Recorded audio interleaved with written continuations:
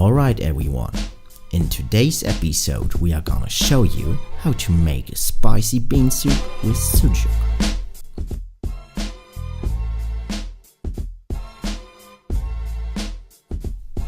We start with a big pot, give some oil and half a kilo of minced meat in it and start frying the meat.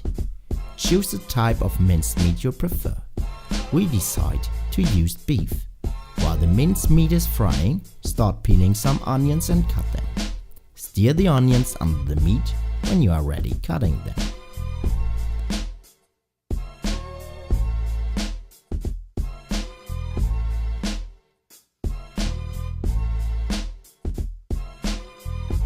Then we cut the sucuk, which is a Turkish garlic sausage made with beef.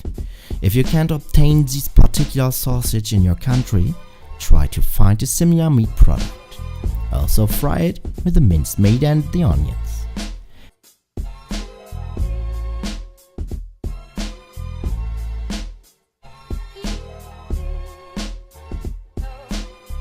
Now we cut some zucchini.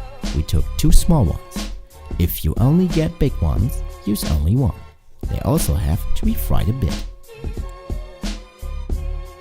After everything has fried for at least 2 minutes at moderate heat, fill it up with 2 liters of beef or vegetable broth. If you don't have any broth, you have to use water. Now we slice some carrots and add them to our soup. We go on with green beans. Remove the end and cut them in responsible size.